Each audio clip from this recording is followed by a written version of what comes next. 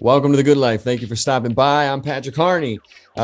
Please, before we get into the episode, make sure to like, subscribe, hit the notification button so you can be alerted when a new episode comes out. And we got a great one today because we have a returner. He was on episode 5 of this show, and now he's on episode 62, right? 62. He goes by the name of Larry Hankin, Mr. Heckles himself. He's a legend. He's a legendary actor, performer, comedian, and he has written a book that's coming out this October. So I wanted to have him on and talk about it a little bit. And you've seen him. He's been in Friends. He's been in Seinfeld, Breaking Bad, El Camino, Escape from Alcatraz. He's been all over the place. And Planes, Trains, and Automobiles. I mean, again, it's just he's a classic. He's a legendary classic character actor, and he's just wonderful to talk to. He's an absolute joy to talk to. So today we get into some news stories that he hasn't told before, and I'm just gonna stop babbling because I'm giddy to put this out. So yeah, let's get to it. All right, Larry Hankin, we're back together again, my friend. Yeah, right. Here we go. It was, I looked and it was February 3rd of 2021 was when you came on the show. Are you kidding? Wow, that was over a year ago. Yeah, Holy cow, almost a year and a half ago. Time flies when you're having fun. Wow. I know, right? Cool. It's crazy. And also too, that was my 5th episode of the show. Really? Yep. I didn't notice it all. And geez, it sounded like your 6th or 7th to me. Gee, thanks. Really, I appreciate that. Yeah, and now I'm on. This will be the 62nd episode. Wow. Holy cow. Well, all right, keep on trucking, man. Yeah, I'll do my best. So how you been? Well, I guess a lot of things have happened since then. I guess the main thing is I wrote a screenplay and a book since then. That's like a year and a half of just working. Yeah. So the screenplay is one thing, but the book is really cool. So it's called, it's going to come out in October, this October it's coming out. It's called That Guy, and it's about my trials and tribulations in show business. So it's kind of cool. I've had a lot of friends and strangers read it before sending it off, and they all just raved about it. They thought, hey man, this is really cool. So I'm stoked about getting it out there and seeing what happens, but it's going to be kind of cool. I'm excited to, I had seen you post about the book, and that was one of the things that had prompted me to email you as quickly as I did after I saw that post, because I didn't know you were writing a book, and I wanted to sit down. What did you see in the post? You had posted you had posted about how you needed I think it was studio space or whatever to record the audio version of it. Oh no, yeah, that's what I'm going. I just, as a matter of fact, right before I came on the air here, that's why there was an echo and stuff. Oh, gotcha. I had a guy come over to do. I'm going to record it here. Sorry, give me just 1 second. I just thought of something. I'll be right back. I got to grab something. I got to show you. Oh, all right. While Patrick is away, I'm going to take over the show. Okay, I'm going to. Let's well, I could, but there's nothing I have to talk about. It's really weird. I could take a nap, I guess, or I could play you some songs or tell you about these are my paintings here. I almost took over the show. So here we go. Okay, there you go. Where'd you go? What'd you do? Oh, look at that. I'm wearing your shirt. He's got one of my painting shirts. That's yes, incredible. I do. Great, man. It looks cool. Thank you. Very good. Yeah. I don't know why I didn't think to put it on before we got rolling, but yeah, no, I got this after you came on the first time. I went and looked at your website, and I looked at all the stuff that you had on there, and this just, I don't know, I love dogs, and I don't know, it just spoke to me, so I got it. Fine. If anybody else wants to have my paintings speak to them, they can get a T-shirt.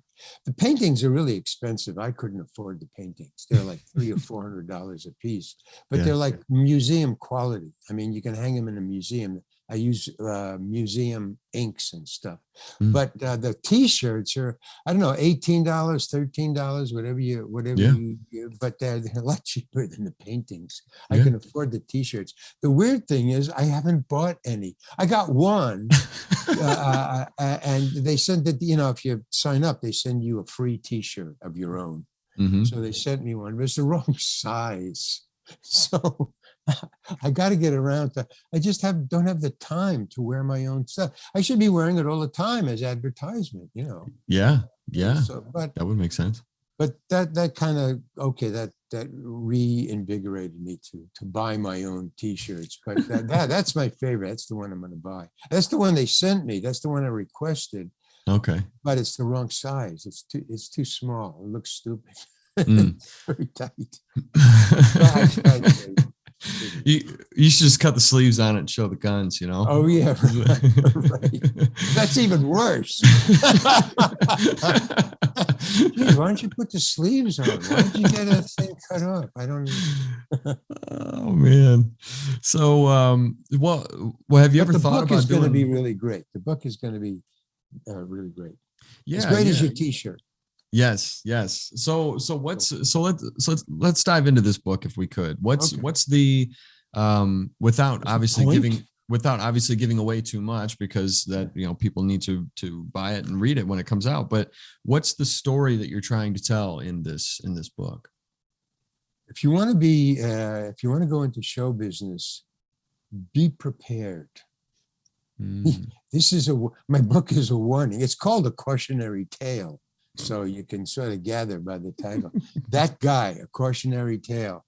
Funny, dangerous, and curious roles that I've performed. So that's the entire title. It's about all my stuff that I've done that you see. It's what you see, what people know me as, when they see me on television, in movies and TV things.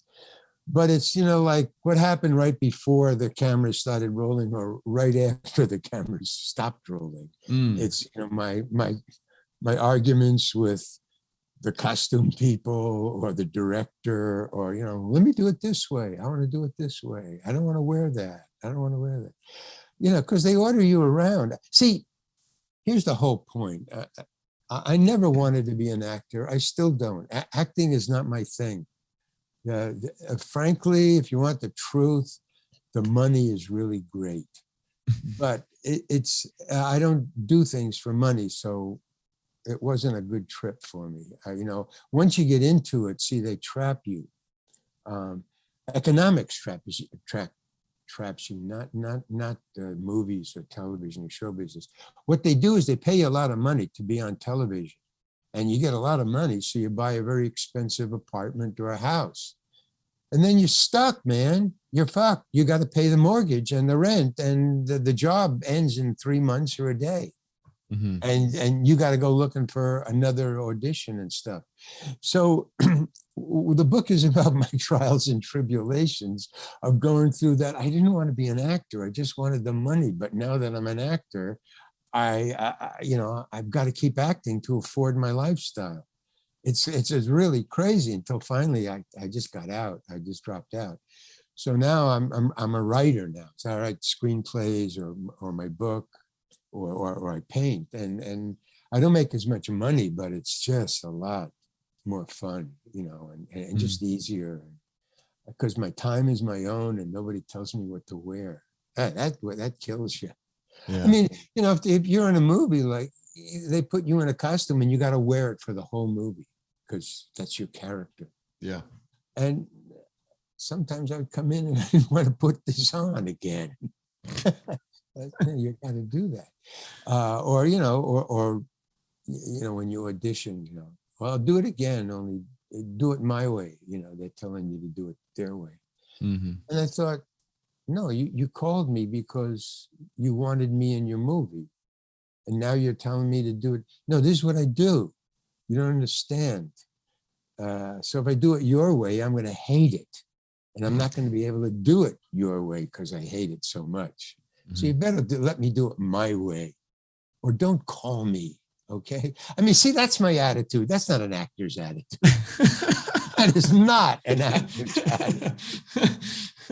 That's just some guy who walked off the street and said, what's going on here? And can I do it? So, I mean, so that's basically the theme of, and it also, I tell you, just the perks for me personally to write a book. I would suggest that everyone write a book about your life or something that you're doing that you enjoy or not enjoy. Something that you have to get out. Because when I read the book, after I finished writing it, I read it. You know, you have to write it, you have to read it over and over again because of typos and stuff. They're very strict about that. You know, almost as strict as, you know, no, you got to say these lines, so you can't add, you can't improv. No, that's for the stage. So when I did read it, it blew my mind as to what I had been through. Because once you write, you're writing a book for a year. So that means you're not acting, you're just writing, you know, thinking about it or rewriting it or checking it for typos. So it's like you're your own psychiatrist, you know. You're writing the book is going to a psychiatrist for 3 years. Even if it takes a year to write it, you know, you're just squeezing time, you know, into a book. So, okay, so you're right. So now my book was about, from the time I started in the 75 to 2015, 2014. Wow. Yeah. So that, you know, so what I did is I just picked out the highlights of the shows that everybody knows, you know, El Camino, Friends, Seinfeld, blah, blah, blah. And so there's 45 of them. So there's a lot. I mean, a show you've watched is in there. Oh, yeah. But it's my take on the show that you love so much, you know, and I just like break it down for you. Oh, man. So I'm so excited to read that. I really am. Because when I read it, it blew my mind. I was like, Larry, where'd you get the nerve to say that to that guy? What were you thinking? You know, and then on the other side, it's sometimes the greatest star that, you know, you look in awe, and he'll stand up for you. He'll say, hey, no, let him wear that. You know, go, wow, man. Like John Huston. You know, I was in Annie. So I hung with John Huston for a couple of days. So that was very cool. Yeah. But there was arguments with the costume and stuff like that with John. You don't argue. I don't argue with John. Whatever John says, that's it. Okay, you're the man. But the costume people and other people say, okay, so here I'll reveal a secret that I reveal in the, it's very small, but it's a secret. John Huston, when he shot Annie, really didn't want to be there. He was on my side. I didn't want to be there either. And it took me a couple of days to figure that out, because everybody said that he was senile. That's the first words I got about John. Say, you hear? I said, yeah, I'm here to audition for John Huston. And they go, oh, okay, fine. But, you know, don't mind him. He's a little senile. And I thought, what the? I mean, if I'm going to be an actor, if you're going to be an actor, you want to work for John Huston. I mean, okay, that's cool. That's being an actor. For somebody to say that to me, it just blew my mind. It just depressed me, because here's all my life I'm watching John Huston movies, and now that I'm an actor, I'm going to be auditioning for him. I mean, I thought the audition was enough, even if I didn't get the part. I mean, just auditioning for the guy, just to be in his presence. And so they say he's senile. I said, oh my God, I'm too late. You wait all your life to get in front of one of your icons, and he's senile, and I'm just so depressed. And then, of course, when I got to meet him, he was anything but senile. He was John Huston. He was the coolest guy on earth, man. He's the cat's pajamas. He's really cool. No, I'm serious. But I go into how I found out and why and then I had to find out, why are they saying he's senile? Because to me, he was, sharp and right there. And, he was a director. He was all I wanted him to be, all I thought he might be. Wow. And more, because he was just cool. He's just a cool guy who knew what he was doing. See, that's the other thing. Because in acting, in Hollywood, in show business, you always are working for somebody. So there's always somebody who's ahead of you, who's higher than you, who's more than you, who can tell you what to do. So you're always working for somebody else who's a boss. And over 40, 50 years of me doing that, you work for a lot of people. You have a lot of different jobs. You don't have one job for a year, not as an actor. I mean, 3 months tops. I mean, when they did, I don't know, like Jurassic Park, or there was the other one, they shot all over the world. So, and they did 3 at one time. The director shot 3, the original and 2 sequels at the same time. Yeah. So yeah, those actors worked for the same guy for a year. You had to do 3 movies, That's very rare. So you're working with a lot of people. So a lot of people are telling you what to do. And so you start to see what bosses are like, what people in charge are like. They're not bosses, they're directors, they're costume directors, they're casting directors. Everybody's a director of some sort. I'm an acting director. I don't know, I'm an acting stand-up guy. Memorized. Whatever that is. So, you start to, I start to get PO'd about, every job I get, somebody's telling me to do something new and learning lines and stuff. So yeah, it started to grate on me after a couple of years. And so I got used to it. And once you get used to it, like, what is it? You start to diss it. You get tired of it. And you start to resent it. You start to resent it. So that's kind of and when that started to come, I thought, okay, my time here is up. It was the same thing in college. It's kind of like the same thing as in high school. I didn't want to go to college. I didn't want to go to high school. But you had to, and then my parents wanted me to, and I was trying to be a good kid. So the same thing. And then all of a sudden, I was doing stand-up in the beginning. And that was me. I was my own boss. I talked about what I wanted to talk about. So then cops started to show up and drag me off the stage. I was dragged off the stage by 20 policemen in Washington University. 20 They came up on the stage. Not 1, not 2, not 10, 20. 10 on each aisle, wall aisle. They just 10 on each. They came down the aisle. I saw them coming. I go, what the? I'm standing on a stage in an arena. I was opening for the Love and Spoonful. And they're saying, and the dean had called the cops because I was saying, fuck. I was saying those 7 dirty words that George Carlin talks about, and I found out what he was talking about. You can't say him on the radio or television or at Washington University, it turned out.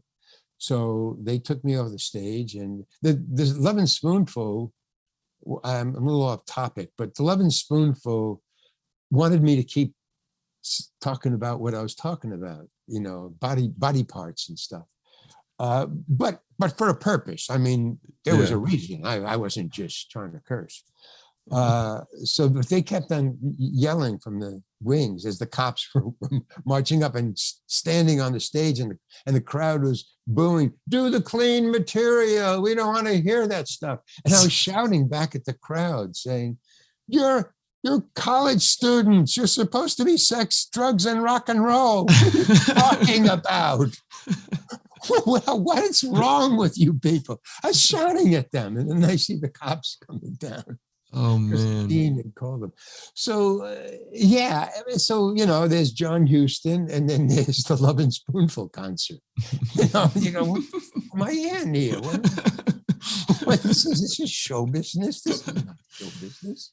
So was there one person that surprised you that you thought was going to be, and you don't have to say names if you don't want, but that you thought was going to be, because I feel like it's rare that you have these expectations of somebody and they live up to every single expectation that you have, right? Yeah. So was there one person that you had these expectations for that didn't live up to, or vice versa? You had no expectations, thinking they were just going to be, rude and whatever, but they ended up being the nicest person in the world. Well, that's a hard question to come back. Okay, so the obvious one, it's John Huston. I expected him to be awesome. Mm-hmm. And then I became totally depressed because they said he was senile. And I mean, I know senile. I've talked to senile people. Yeah. They're not good listeners, frankly. They like drift off. But so I was so depressed. And, and then when I went to the audition, he was already directing the movie. So he was involved. I came in on like the third or fourth day of his shooting. I auditioned.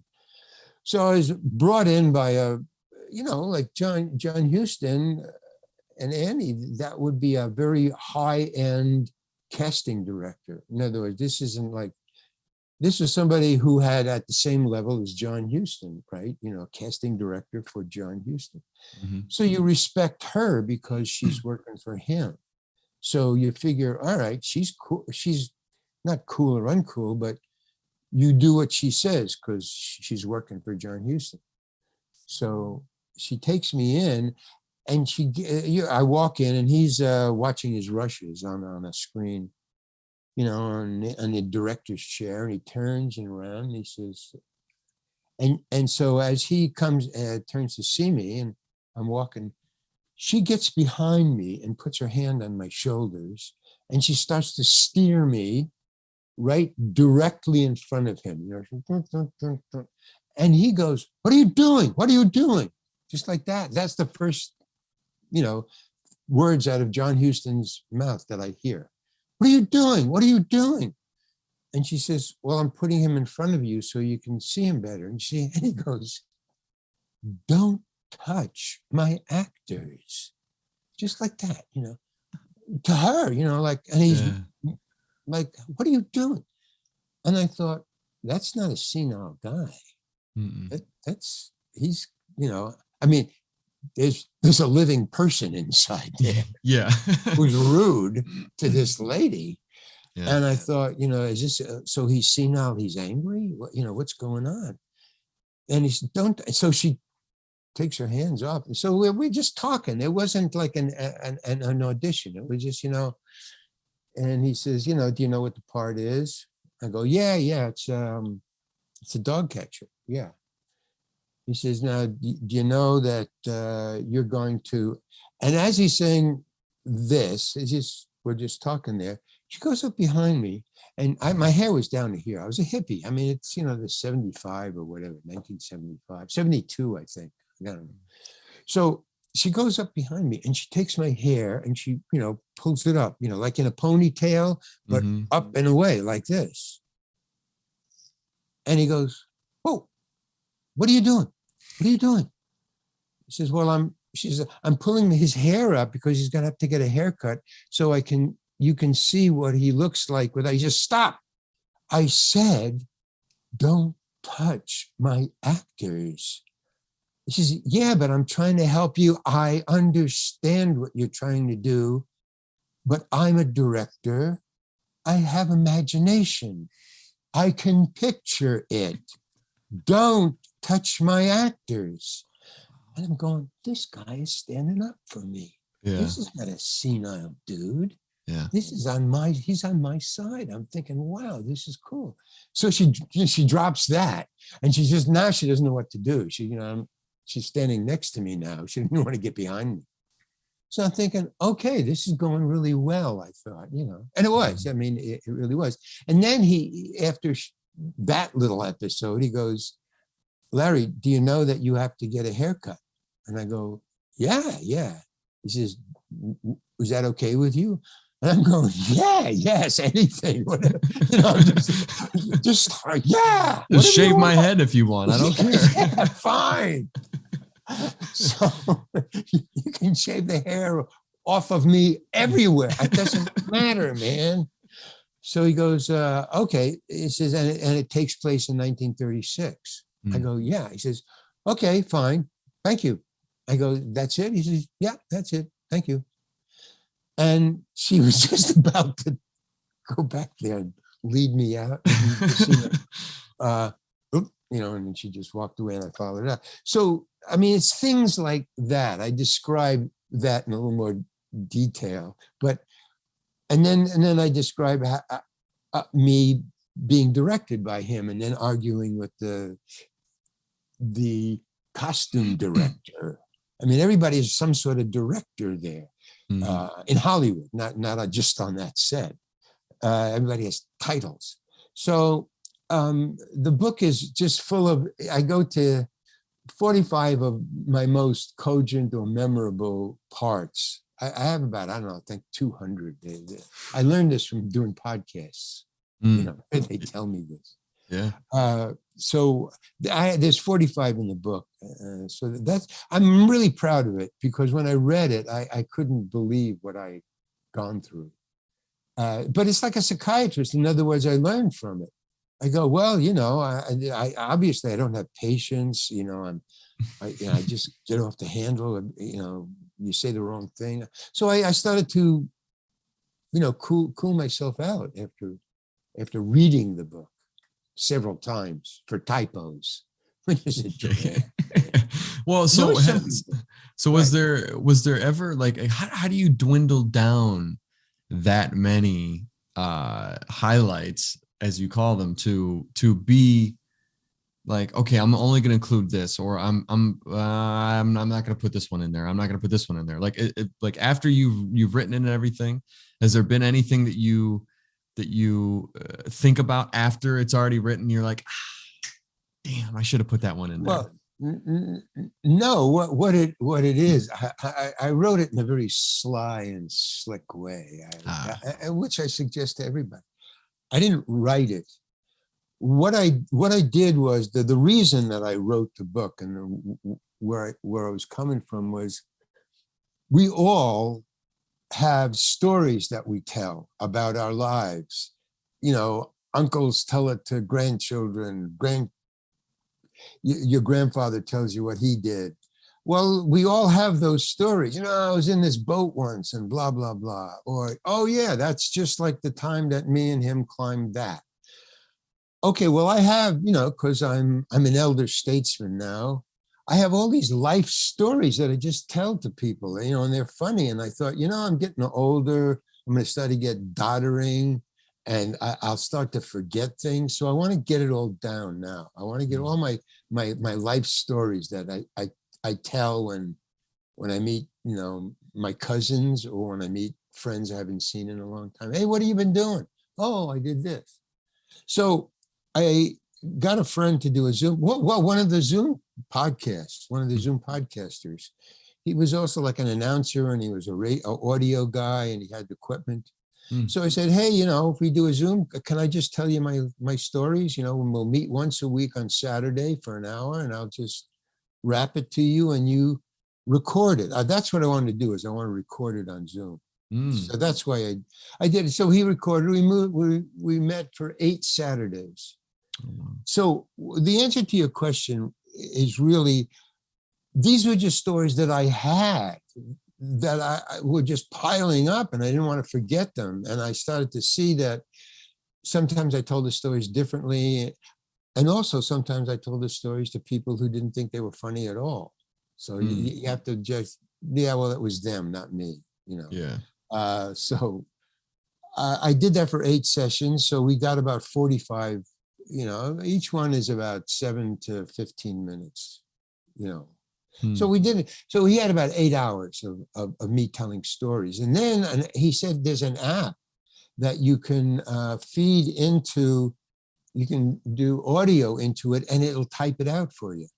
Whoa. So you get a printed type of what you was talking about. Like even on this Zoomcast, you can do that. Yeah. Okay, so that's what he did. He sent me 8 hours of my stories typed out. But, there's ums and ahs and, little boring parts and stuff. Mm-hmm. So between me and him, before he sent it to me, he would take out some stuff he thought was boring. And then when I got it, I took out other stuff. So I boil it down. So that's what I was doing with the typewriter, is really editing it or making it more funnier or more cogent or quicker or, and that became the book.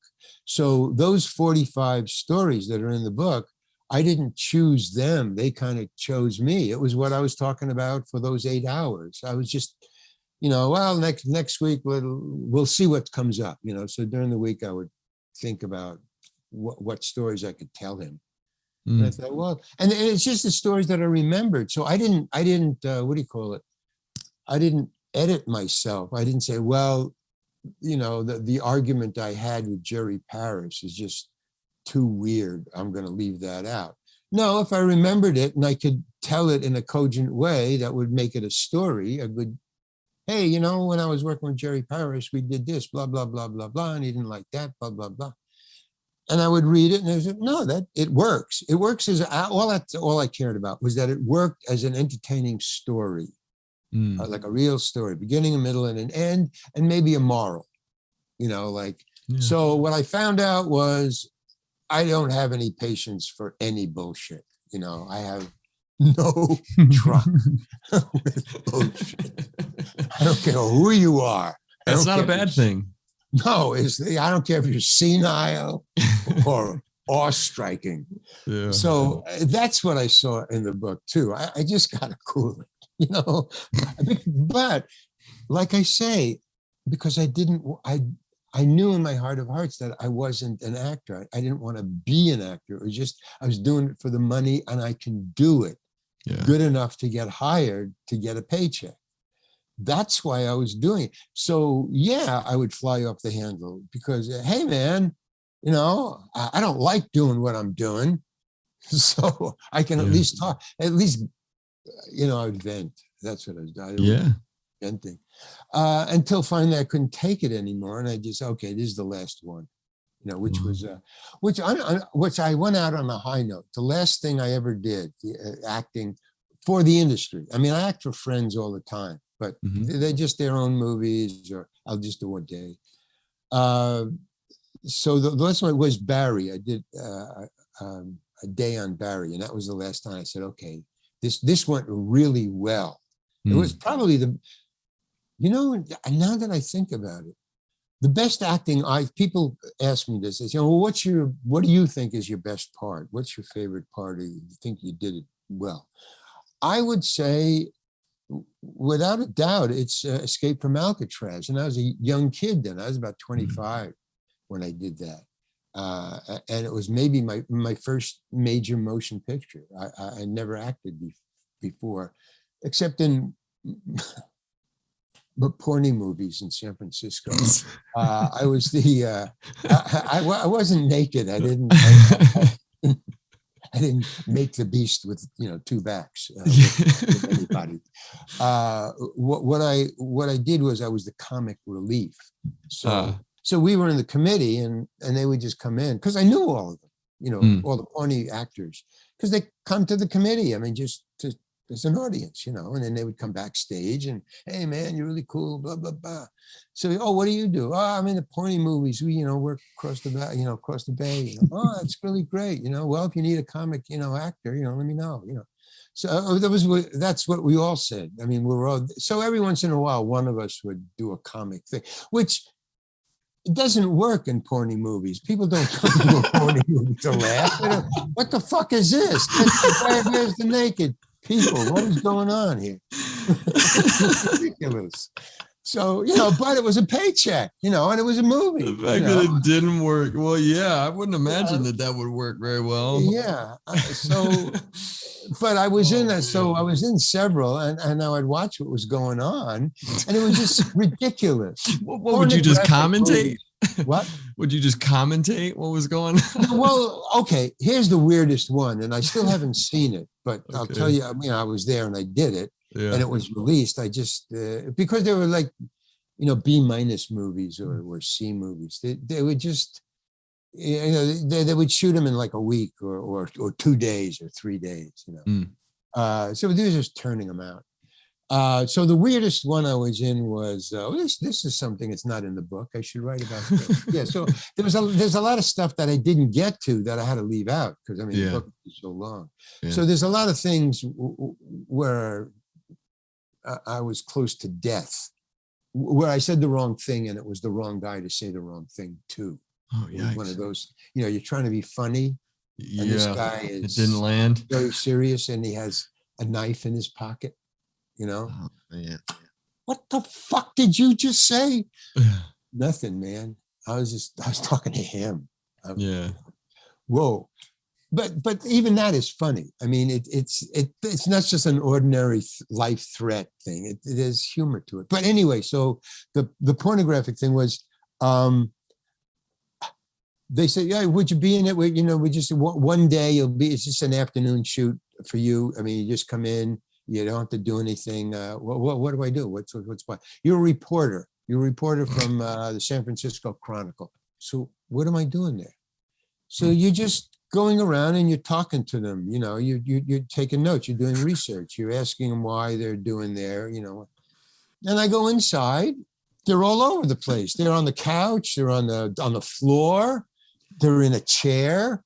And I go, and it's already started. They're already shooting. How the hell did you get wrapped up in that, Larry? So, hey, I'm an actor, quote unquote. I want to be an actor. I'm in show business. I said, well, what do you want me to do?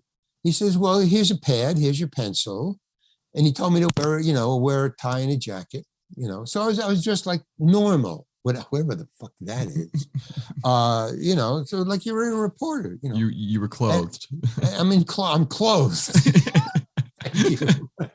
Wear something. Okay. Thank you. Okay, I got it. Yeah. I know what the part. I got the character. He's clothed, right? I got it. Oh, that's a terrific backstory. I'm going to use that in all my parts. Just put on clothes and okay. So he gives me a pad and a pencil, and I'm walking around, and it's in a living room. It's a fairly large living room, and I would say, now let me just have 1, 2, 3, 4, 5, 6, 7, 8. So there's 8 couples. So okay, and then there's a cameraman. There's a cameraman following me around. Yeah, and he's going in. So I go, all right. Well, here I go. Research. So I just went from couple to couple, saying the same thing. Why are you here? How did you find out about this? I was just asking cogent, reporter-like news questions, expose of what's going on. And I'm hardcore, And then I go, and then he goes, cut. Okay. And then he says, all right, get over here now. We got enough over there. Come over here. So I do that. And then he goes, okay, thank you, Larry. That's great. And I go, okay, when is it going to be released? And he goes, I don't know, a couple of months. And I said, well, let me know. I'd love to see this. This is what I want to show my parents this. He says, yes, your son is in show business. And this is what I do. Yeah. But he never called me, so I never saw it. The other one was Into the Mattresses. That was the name of it, I think.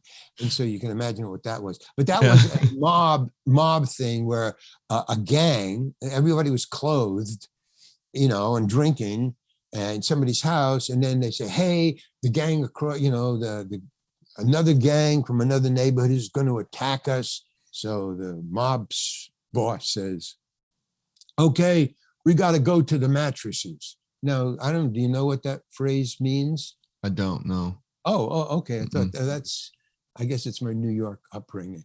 What New York going to the mattresses means that they have a go-to cellar when there's going to be a gang war, and this is where we either hide out or hunker down and fight the good fight with guns.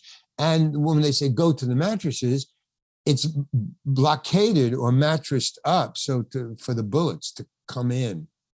So they hide behind the mattresses. So it's a protector. Huh. Okay. So one of the guys says, "Hey, since we're going to the mattresses, let's take some girls."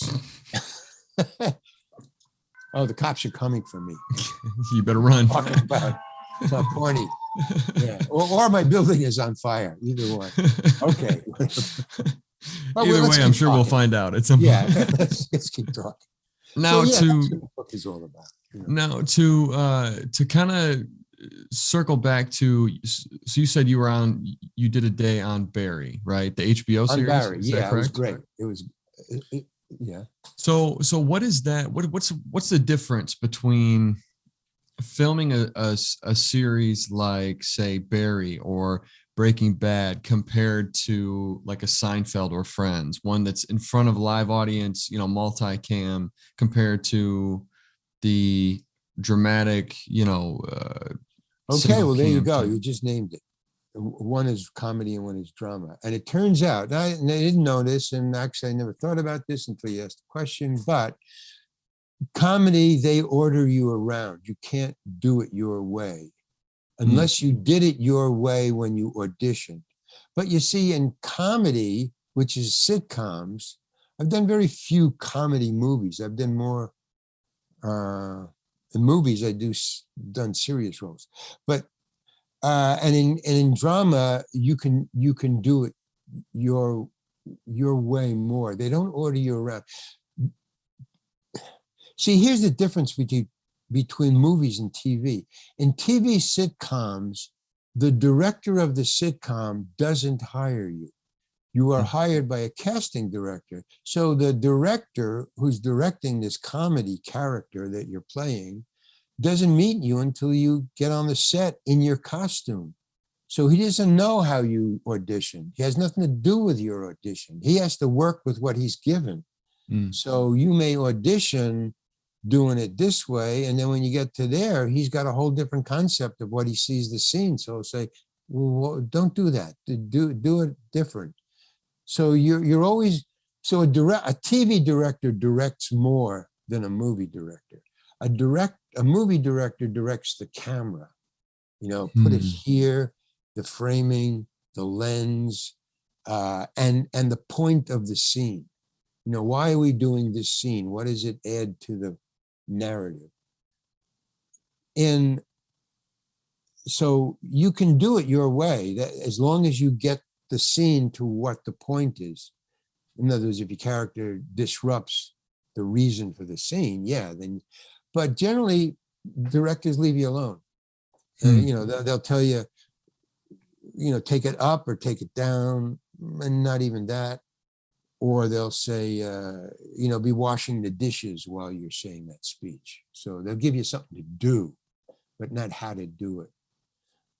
Whereas a comedy and TV sitcom, they'll tell you everything. They'll do it this way, do it louder, be angry, because what they're building for, the point of is a joke. They have a joke in their head. This is a comedy. So if you're not doing something that adds to the setup of what joke he has, in a minute, you have to be the setup for a punchline. So it's got to be very specific.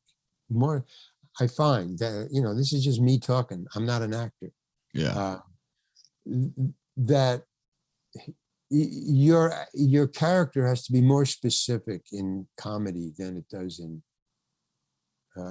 because in drama you're more real, so you have, in a way, you're more leeway. You can have a space between, people in movies talk slower than comedy people. Yeah. Yeah. That's called acting. That's Yeah. called drama. You just talk slower. Talk like it's very important, you know? Yeah. Rather than talking 100 miles a minute like this. Yeah. Yeah. Or just, yeah. Or like Or amplified, normal, but there's a difference, and the directing is different. The director hires you in a movie. In a sitcom, he doesn't hire you, so you're just new, and he has to go with what he's given. That's another problem of a TV director.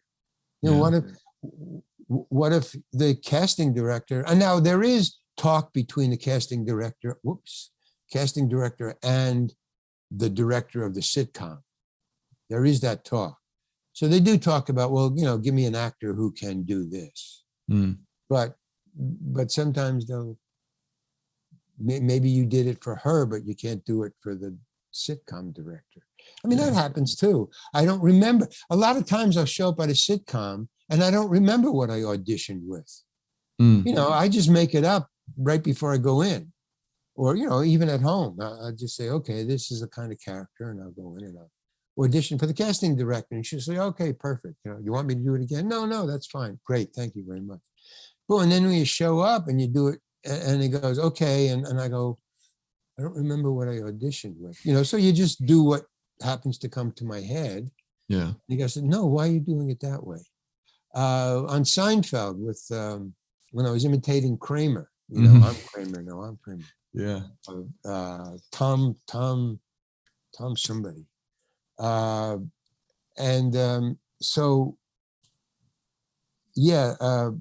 Larry David came up to me and he said, I know what you're trying to do. And I go, oh, really? And he came up, he had kind of an attitude. I'm used to this in sitcoms, but Larry David is somebody who also I have awe for. If he's not a genius, he's very good at comedy. Let me just say that. Yeah. He's a good writer and he knows what's funny. So I know what you're doing. But he said it with an attitude. And if you give me an attitude, I have an attitude in front. So I don't need any excuse. So if you want to give me attitude, let's go. Yeah. And so I said, oh, really?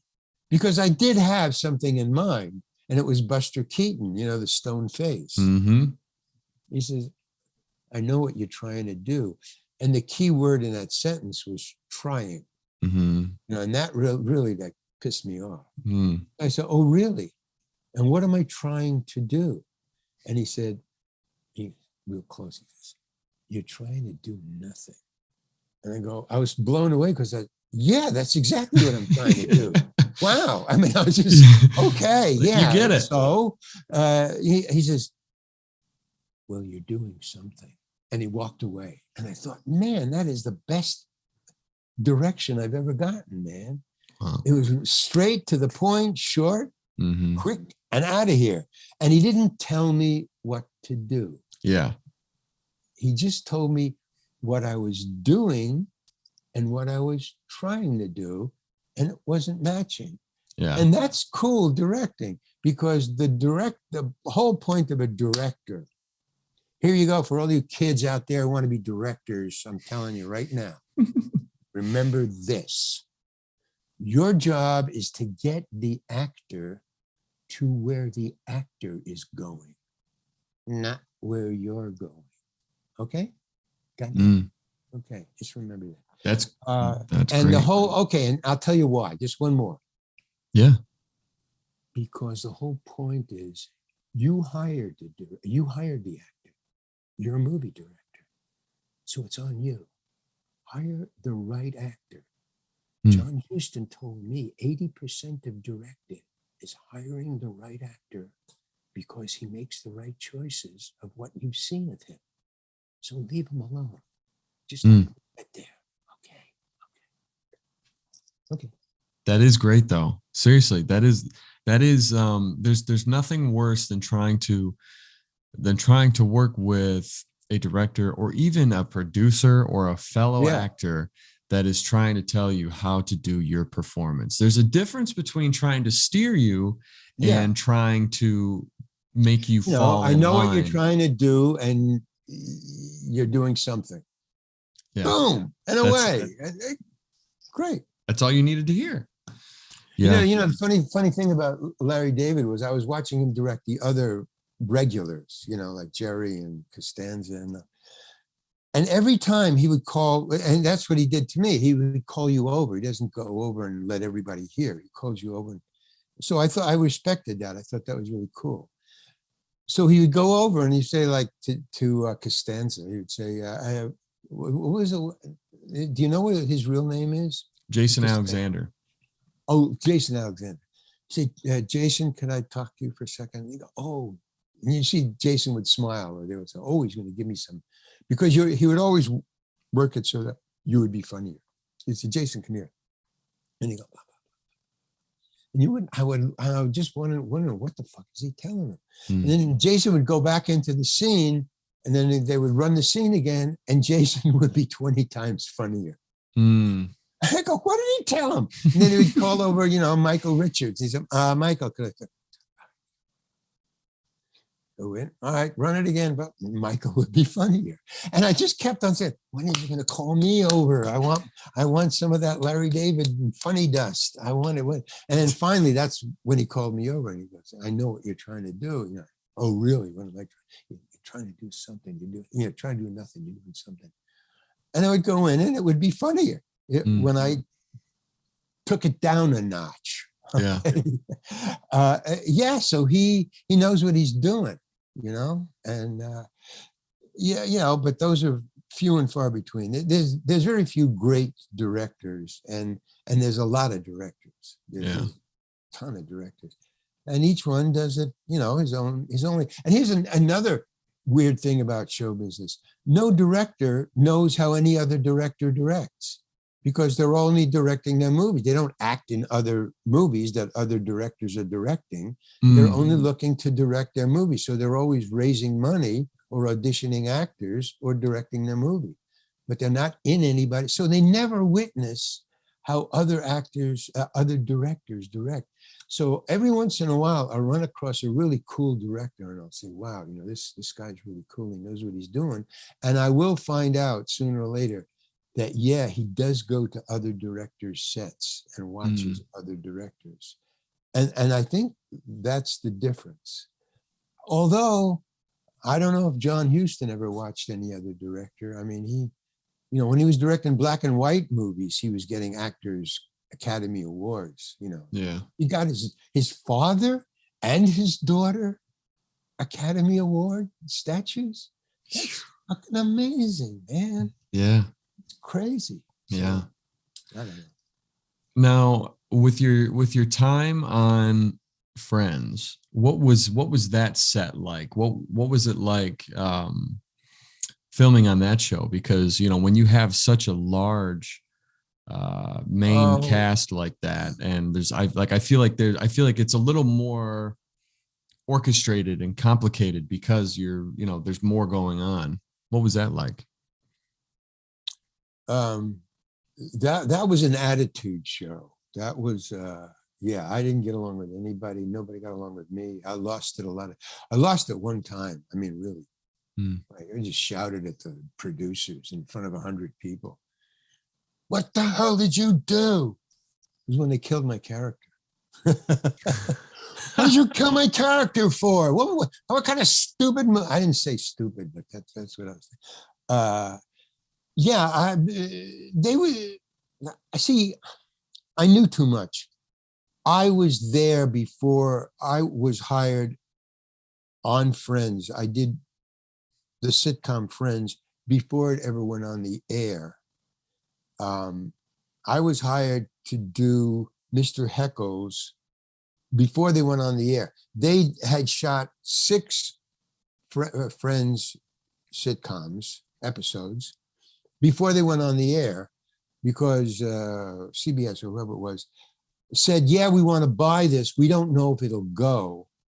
So what we're going to do is we're going to give you enough money to shoot 6, and we, the producers and CBS, will pick the best. Well, we'll see how it looks. we will, before it goes on the air, so we don't waste any more money by signing a contract to have you do a full season. So we'll sign you, we'll give you 6, and then we'll watch all 6 to see if it holds together, if it works. And we will pick out the one that starts with, make sure to grab the audience. So it's us that will say what one's first, and then you can do the other 5. So I was there before they went on the air, and I was on the 3rd one that they had shot when they were shooting 6. So they hadn't shot the other 3 yet, and I was the 3rd one. So I saw them as just other, just 6 other people like me. We all were new. We were all equal. We didn't know who each other were. And I was never there for the whole cast, because Mr. Heckles always opened his door and there was always just 1 or 2 people who he talked to. So I never saw the entire cast together for that first time. So it was just, everybody was just hunting and pecking around to find what was funny. And the director was a great director. He was a great sitcom director. He had a reputation, and he was really good, blah, blah, blah. So that was that. And I noticed that Chandler, when I came on the stage, I was hired, I came on, and I was just going to do a rehearsal with the 2 girls. I think it was You Owe Me a Cat. I think it was the cat. That was my first one. So it was just, my scene was with a cat and 2 girls opening a door, what you want. But I sat in the bleacher right before that, and I was watching Chandler and a girl. And I think that was the first episode, finally, when they finally did it. Or maybe not, I don't remember. Okay, but I said, Chandler, I looked at him and I said, who's that guy? And they said, he's one of the guys who's going to be a regular. And I said, he's really good, man.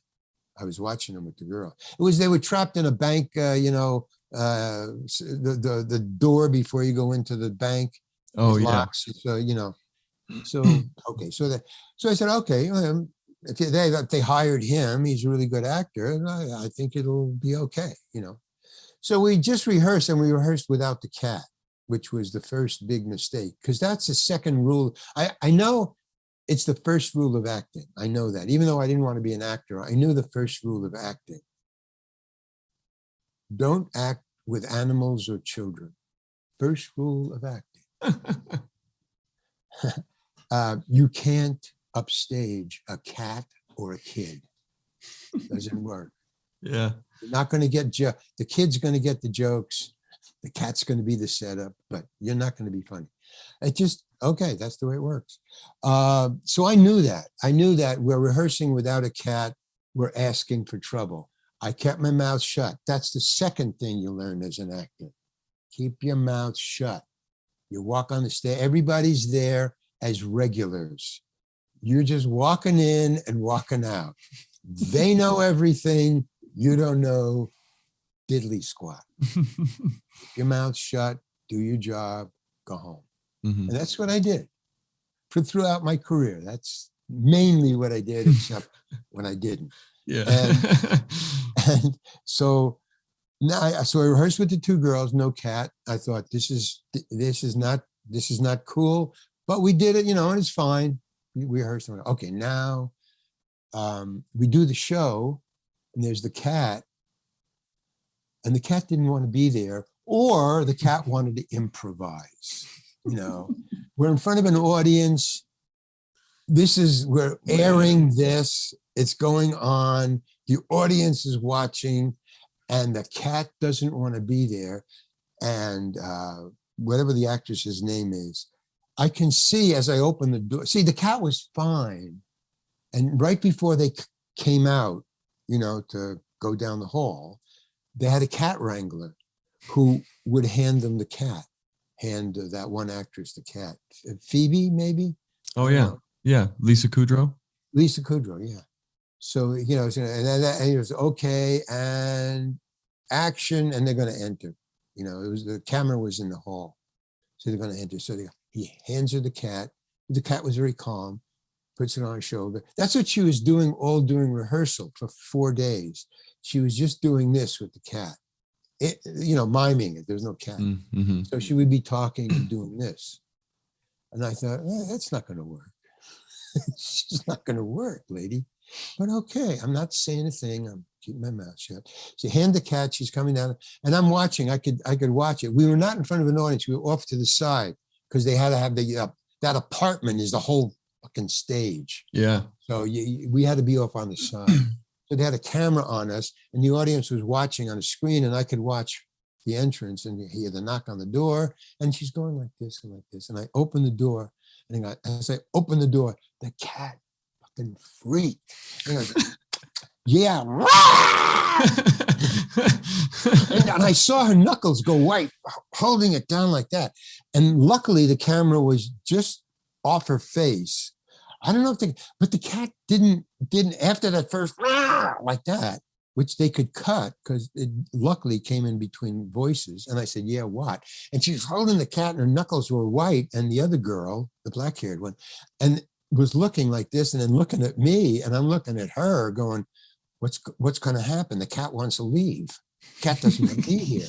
And the cat's going, and you could see it strong like this. And then you could see its claws come out and it started clawing. Oh, yikes. Yeah. And Lisa Kudrow Mm-hmm. just kept talking as calm as possible. This is our cat. Thank you for finding. No, that's my cat. And so we're trying to do our lines, and the camera's running, and the audience is laughing, and they're laughing, and I could just see her knuckles, and she wouldn't cop. She wouldn't let it go. She wouldn't go ouch, and she just calmly did her lines. That's the most amazing piece of acting I have ever witnessed in my life. And so we go blah blah blah blah blah blah, blah and thank you, and cut. And Lisa didn't let go of the cat. That's what I would have done. No, cut. Okay. No, she just kept holding it like this. And she says, quick, take it. And so the wrangler ran over, and she goes like this, and she hands the cat, and the wrangler just thought, well, it's, the cat that I gave her, this calm cat that I gave her. So he just takes it like this, and the cat just left off her shoulder, up into the air, down, and disappeared into the darkness backstage. Boom. Oh, man. The Burroughs, that was James Burroughs. He's a great director, man. Very cool. And the cat just disappeared. And then the wrangler ran after the cat, disappeared backstage. And Lisa's arm is bloody. And then a nurse comes out and she says, come with me. So they took her back to bandage her up. She had cat marks all over her arm. And Lisa is going, I'm fine. Just no, it's, poison or whatever, tetanus, whatever. You got to come back here. So she goes back. Luckily, she didn't have another scene. And the girl who was with her, the black guy, she's in the next scene. So she disappears. And no, we stood there because we had to do, yeah. So she disappears. Okay. Then James Burroughs comes back and she says, okay, we're going to use this. What he said to everybody, he said it to me, he said it to the black-haired girl, and he said to the AD, he says, go tell Lisa that we're not going to do this scene for the second show, because you always do 2 shows for 2 audiences. He says, we're not going to do this. And I go, why? He says, we're never going to find that cat.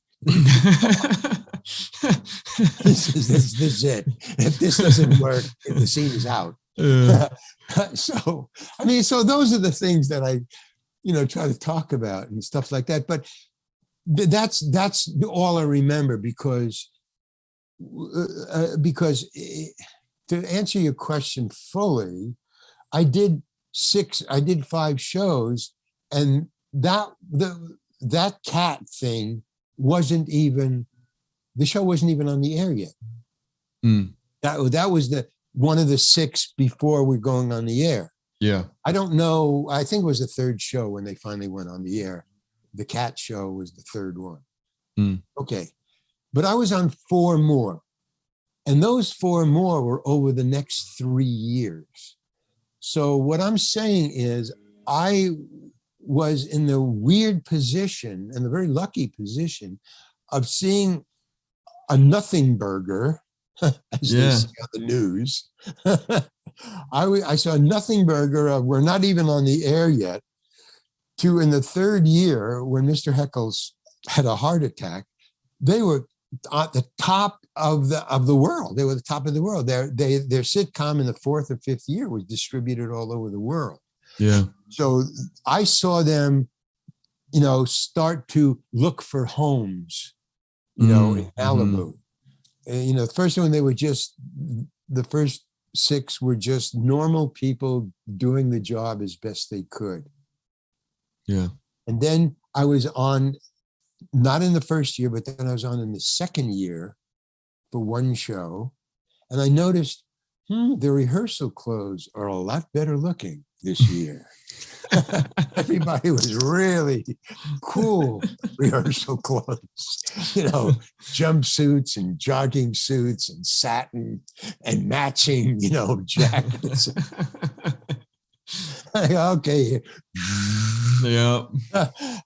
Here it goes. But they didn't have the attitude yet. They were still normal, and I could ask them questions or stuff, but they still huddled up. Now they were starting to form a little group. After every cut, they would talk to each other. They wouldn't talk to any of the other actors. They would just huddle up. So, okay. And then the third year, they were several had bought houses, and they were talking about gates and driveways and what is it called when closing escrow? A lot of closing escrow talk on the set. and cars. Oh, well, I got the GPS that's in the dashboard. What do you have? So I thought I would join the group. Hey, I got a car. So I just walked into I'm just saying, and then, well, I have I have the GPS on the dashboard. Yeah, well, I have, what do you have? No, I just went into Best Buy. I got a little dashboard. I bought one, and I just, I got a plug-in one. Oh, it's not in the dashboard when you bought it? No, I just went to Best Buy and I got it. Oh, jeez. I mean, they didn't do it that big. Yeah. But there was a difference in tone. Nobody addressed anything else. They were all, still with I'm going to pave my driveway, I think, but I need a gate. I'm going to get a gate. What was the reunion like? That was even worse. That was see, by then, this was this year, so I had grown pretty cocky. I didn't have an attitude. I was just cocky and sure of myself. So that was the new Hankin. I was ready to write a book by then. No, I just told him to go. That's what that was my attitude. So I didn't get mad, and I didn't have an attitude.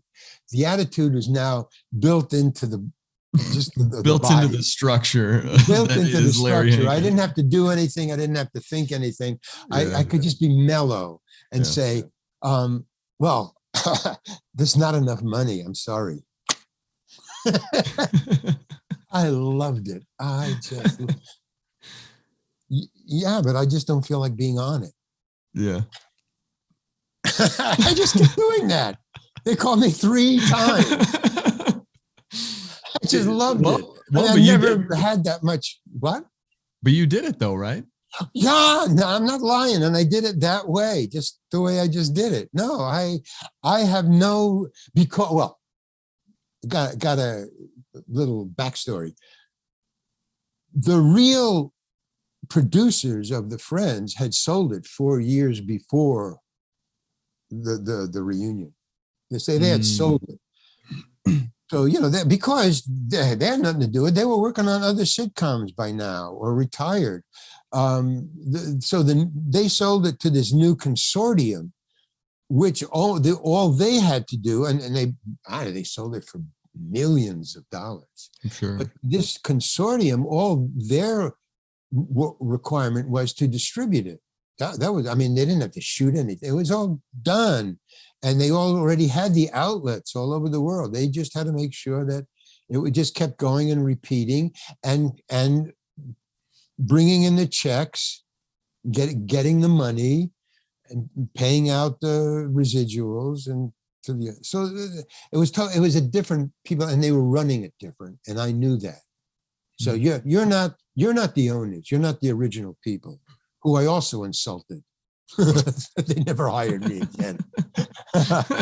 That's one of the reasons I think. Well, no, maybe I don't. But so when no, wait a minute. I've lost my place. I don't know. So okay, so when that came about, when the reunion came about, and they kept calling, oh yeah, the reunion. Yeah, so I hung up. So they finally came across with a couple of $1,000, which is, now they offered me a couple of $100 to do it, and I knew this is a fucking reunion. It's friends. And they didn't call me right away, because all my other friends who are either actor or musicians or just friends kept on asking me, "Hey, are you going to be in the reunion?" And I go, "Well, they haven't called me, but they were advertising it already." So already I was pissed off. Yeah. So, I mean, I had an attitude built in before they even called me. They were waiting till the last minute. And I know why they called me, because obviously they were having requests. Well, is Mr. Heckles going to be in it? Because I think they called me like 10 days before the reunion. Oh, geez. Yeah. And everybody else had been hired like months before. Yeah. So I was really insulted. So that's why I was doing that. It wasn't just to be an asshole. No, I just wanted to, hey man, a little respect, just a little respect. Yeah. So treat me like an actor. So that's why I kept hanging up. And then finally they came back with a normal reunion of any kind, with a couple of $1,000. And I said, okay. And I didn't ask for more or who was getting what. I never inquired about the other salary. I just said, fine, you just pay me what I think an actor, not me, an actor would get to do a reunion on a show like Friends. Come on. So that set me up for the rest of the time. So when I got there, and then they said, no, we'll send a limousine for you and you don't have to drive here, because it was out in the valley. So they sent a car for me, and I was driven there and I was driven back. And then that was all that. And I was getting paid a lot of money. So I could tell that they were trying to assuage something, or maybe they thought somebody made a mistake. They were trying to make amends. They were trying to be nice to me. And I thought, okay, fine. I don't want you to be nice. You just want to be normal. That's all. There is no more normal, by the way. Yeah. Normal is a ridiculous word. Just be civil. Yeah. So I go, okay. So when I get there, they got 100 people. They got all the stars are there that are going to be in the reunion. It's I think a 2-hour show. They got an audience there, an invited audience. It was COVID, so you had to wear a mask until you got there. And I said, oh, well, can I say hello to the cast? Because I was shunted to a dressing room upstairs and then in it. And they said, just wait here and we'll call you when you're up. And I go, can I go downstairs and watch? No. Well, I just want to sit in the bleachers. No, you have to stay here in the dressing room. So now again, I'm going, all right, man, this is like, so I snuck down one time during the 2 hours. Well, it's about a 4-hour shoot. You get 2 hours.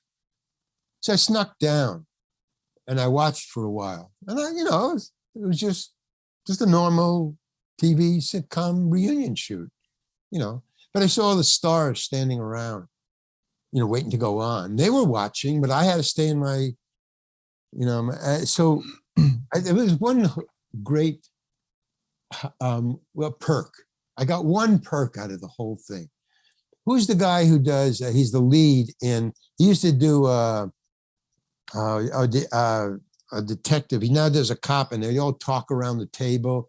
Something of police, something. It was a police show. It's big, and he has a mustache. Tom Selleck, yes. Tom Selleck. Tom Selleck was a star on that show. So he was on camera as I snuck down, and they're talking to him, and blah blah blah blah blah, and then they cut. And then everybody else crowded around him and congratulations. And the producers went over to him. And I'm just standing there, trying to hide, not to be told to get back in my dressing room. Mm-hmm. And I was standing very far away. And then Tom Selleck and his entourage comes off of the stand, and he's walking right towards me, because actually I didn't know it, but the exit was right behind me. So he's walking by, and then and he comes up to me, and he just stops, and he goes, "I love your work, man. I really enjoy your work."